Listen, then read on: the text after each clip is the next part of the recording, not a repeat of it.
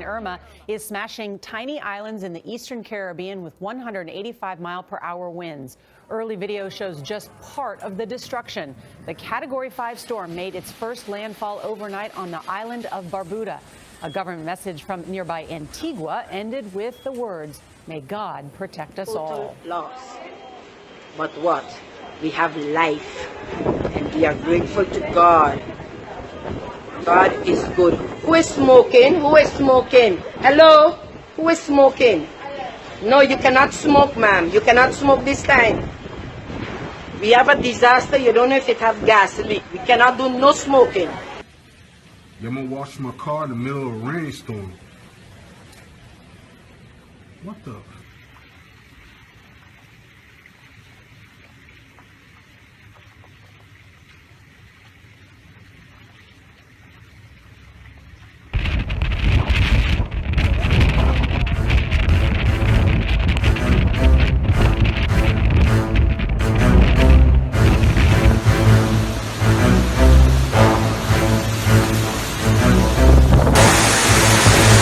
So the rain has just started. I don't know if you can make it out, but this is a lot of rain.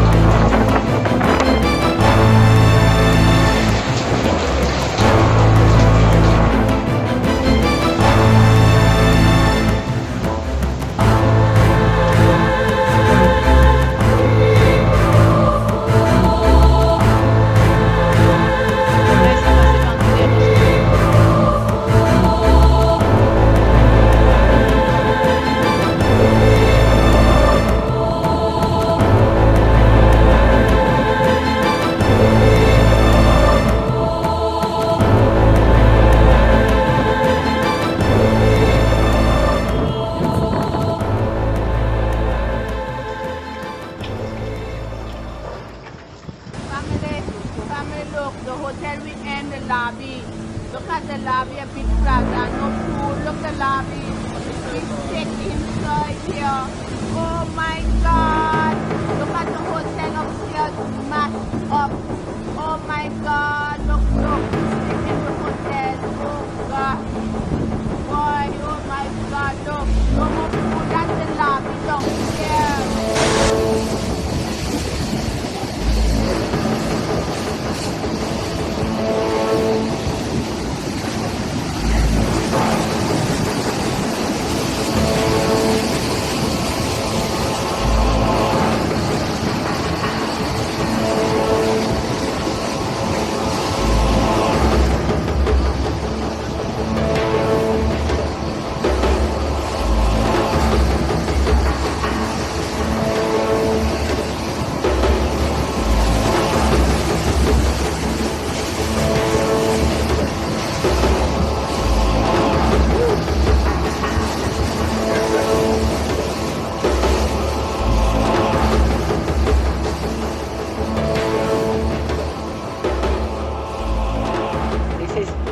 Hurricane Irma, this is what it did for us, to us. We are at Pelican at the moment, and if I zoom in, I want to show you the damage. Look, all the trees are down. Look at this. Look at up here. Look at the room up there. They are gone. All the roofs are gone. Look over here, if I may zoom in. My husband's Jeep is total loss. total loss. But what? We have life, and we are grateful to God. God is good. Who is smoking? Who is smoking? Hello? Who is smoking? No, you cannot smoke, ma'am. You cannot smoke this time. We have a disaster. You don't know if it have gas leak. We cannot do no smoking. Okay, thank you.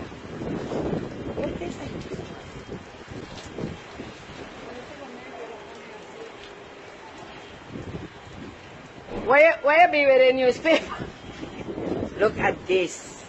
Look at this. You know how this get here? This is by the entrance of the security. Look here. This. Show me off. Tyrone. Oh, that's too low. I wanted you to take a thing, but it's okay. This is gone. This is it. God, that's not protected. God is your for FM. God is your for FM. God is your for FM. God save me. I don't want to die, but look at that. All the people of France, look, look. Guys under there, look.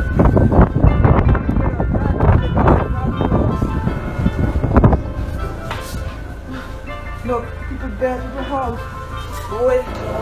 Son les enfants. Fais là, Emilio. C'est bien, je vais te rester là. Le papa sont lui. Le papa. Fais de l'eau. Restez là, bébé, reste là. Restez là, bébé, restez là.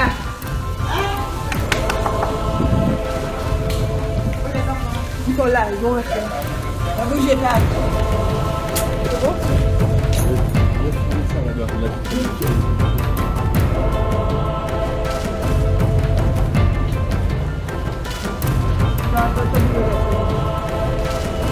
Look by my house.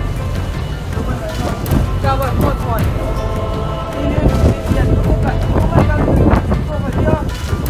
Oh my God, the motherfucker. God got to be with us. Save FM. Oh my God, my leg. Oh my mother. Let's keep going on, make history. Tu l'as mis les trucs. Hein, les enfants. Je vais aller regarder les enfants. Irma is smashing tiny islands in the eastern Caribbean with 185-mile-per-hour winds. Early video shows just part of the destruction. The Category 5 storm made its first landfall overnight on the island of Barbuda. A government message from nearby Antigua ended with the words, "May God protect us all." Irma is the most powerful Atlantic hurricane ever measured outside the Caribbean or the Gulf of Mexico. It's expected to pound the Virgin Islands, Puerto Rico, the Dominican Republic, and Haiti during the next 48 hours. Those islands could see more than a foot of rain and storm surges up to 20 feet high. Our correspondents are in the Caribbean and Florida, where Irma is expected by Sunday. We begin with Tony DeCopel in San Juan, Puerto Rico, which is bracing for landfall in just a few hours. Tony, good morning. Good morning. That wall of clouds behind me is the first sign of Irma here in Puerto Rico. The winds are already starting to pick up, and later today, within hours, the eye of the storm is expected to be about 50 miles off of this coast, battering the capital of Puerto Rico. Hotels are folding up their operations. Stores in town are boarded up or completely stripped clean of supplies. This hotel is using plywood and sandbags, anything to keep the water out. And the governor warns that this storm could be more dangerous than Hurricane Harvey. Irma slammed the northern Leeward Islands overnight, including Antigua, Barbuda, and St. Martin, bringing powerful winds and coastal flooding. President Trump has declared a state of emergency in Puerto Rico, and forecasters say the island hasn't seen a storm the size of Irma since 1928, when Hurricane Felipe killed nearly 3,000 people. This time, the governor has preemptively opened dozens of shelters, and I can tell you for the 3.4 million residents of this island, the big concern as the rain starts to fall here is toppled power lines and buildings. The head of the island's power company warned that when Irma comes through here, dark spots could exist on the island for between a week and 6 months, Nora. Wow, that's difficult. Tony DeCopel in Puerto Rico. Hard to ignore what's happening with Irma. I mean, this is now historic in terms of how strong it is. 185-mile-per-hour winds. We've only had 4 other hurricanes in the Atlantic that have reached that strength. You can see them listed here, the strongest of which had winds of 190 miles per hour, and that was Alan back in 1980. So this storm is historic, and it is actually maintaining those 185-mile-per-hour winds this morning. You can see the center right now, the eye, going through the Leeward Islands. Next stop here is the U.S. and British Virgin Islands and Puerto Rico, and that will happen over the course of this day as it moves to the west-northwest. But I got to tell you, Irma's not the only thing happening in the tropics. We have Jose, a tropical storm, and we also have Katia that has just developed this morning, so it is very active. This is typically the peak of the hurricane season, and that is what we're seeing. Good news with Jose, though, even though it does strengthen into a hurricane, it's going to stay out in the Atlantic, and Katia is actually going to loop around and head back into Mexico, so neither one of those 2 storms appear to be a threat for the U.S. That is not the case with Irma. You can see it is forecast to maintain that Category 5 strength as it goes by just north of Puerto Rico, goes by just north of the Dominican Republic and Haiti, and then it will weaken a little bit. But moving through the Turks and Caicos and the southeast Bahamas is a Category 4 hurricane, going to do a lot of damage. And then look at this now, a decided shift with the track of this here that has just come in with the 5 o'clock advisory from the Hurricane Center. You can see now it does make that turn, now cutting right through the central part of the peninsula. So again, we want you to focus on the cone with some wiggle room, but this has shifted from more encompassing the eastern Gulf of Mexico to now shifting a little bit farther eastward here, and that has to do with our computer models that did produce that shift overnight as well. You can see a lot of them now focusing on the peninsula or points eastward as this comes up and then eventually will weaken over the southeastern United States. But big concerns this morning for Florida, of course. Now, this is a triple threat with the storm surge, destructive winds, and also flooding rains.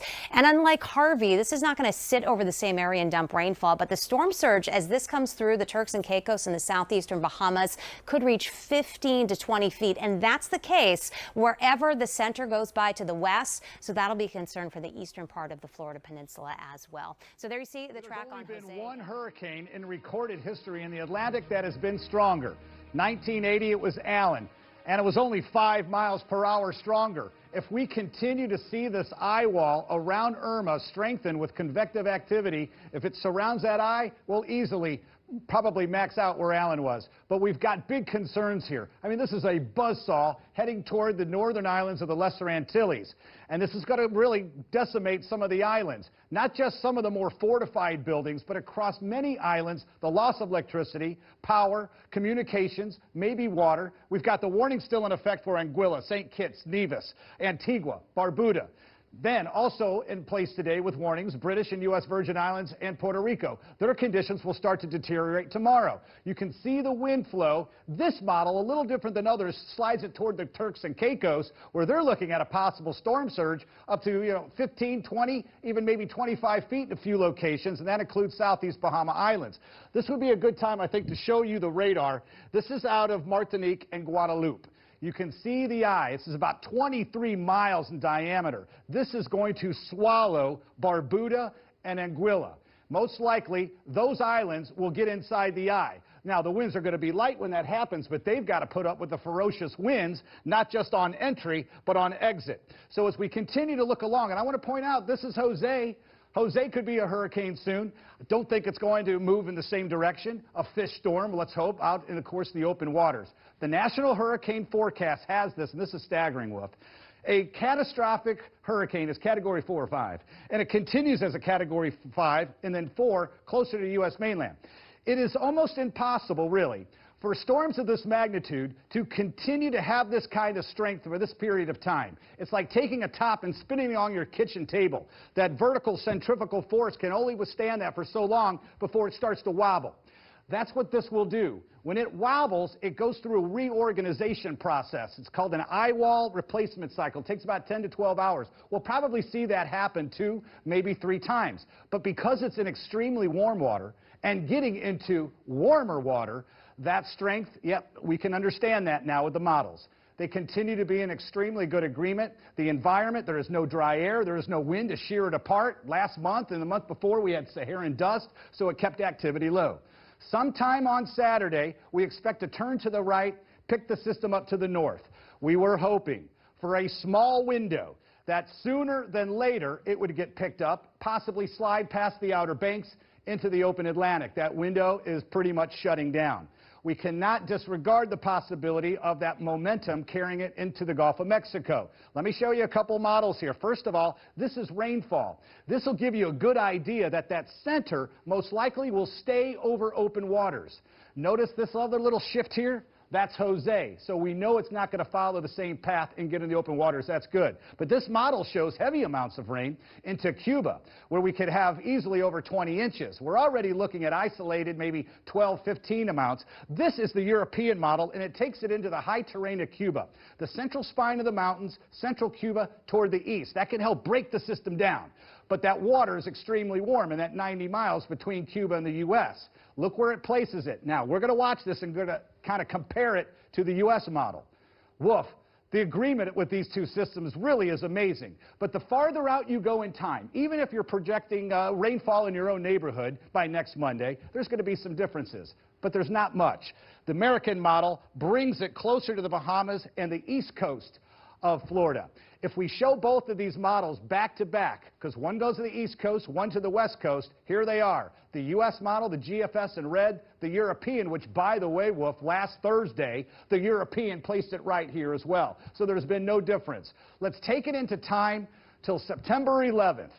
One still on the East Coast, landfall near Savannah. The other one, a landfall in southwestern Florida. It's possible it could slide a little bit to the east, a little bit to the west. So, again, we've got to continue to monitor this. And when you look at the timeline, there is time to prepare.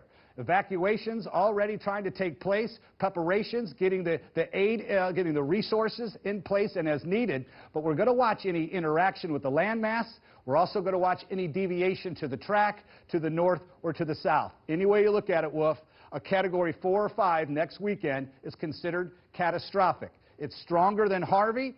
The good news is it's moving faster than Harvey, so it won't drop that kind of rainfall. But we all know what happened to Rockport in Texas with those strong winds. And we're looking at this to occur as a Category 5 over the millions that live, of course, in the Caribbean, making their way, of course, to Puerto Rico, Dominican Republic, Haiti, Cuba, the Bahamas, Turks and Caicos, and the southeastern U.S. This is an unbelievable storm of its magnitude. And the only thing I can think of, Wolf, that in recent history is Super Typhoon Haiyan that devastated the town of Tacloban in the Philippines. Of course, the crew from CNN was there with Anderson Cooper for Miami Beach, where the mayor there, Philip Levine, is getting set to hold a news conference any moment now. You see his podium, and he's walking up to the microphone. So let's take a listen. This is going to be about evacuations from Miami Beach. And again, this is Philip Levine, the mayor there. Let's take a listen. Thank you all for being here. I know you have a lot of places to cover in Dade County. The reason we called this meeting today, this emergency press conference, is I'd like to make an appeal to the residents and the visitors of Miami Beach at this point. We are anticipating, after my conversation with Mayor Jimenez, a mandatory evacuation that could come tomorrow. It could come on Thursday morning. And the reason for this press conference today is for me to make a personal appeal that I recommend to our residents and our visitors. If you have friends and family and a place you can go, that we'd like you to plan now to potentially vacate the city. The hurricane coming our way, Hurricane Irma, is one of the most powerful storms in the history of the Atlantic Basin. It's more powerful than Harvey, potentially more powerful than Andrew. And in anticipation of this evacuation order, I'd make a personal appeal to our residents to consider earlier than the evacuation order to begin vacating our city, assuming that you have a place to go, family and friends, that you begin leaving the city of Miami Beach. We anticipate, as I said, the county will be ordering an evacuation, possibly tomorrow, possibly Thursday morning. That, of course, is if Hurricane Irma were to continue on the path that it's on today. This storm is very, very powerful. We anticipate that when this evacuation order comes out, there will be a lot of traffic. There are only certain inlets and causeways on and off Miami Beach. So we would like to recommend, I'm personally recommending, you consider leaving the city of Miami.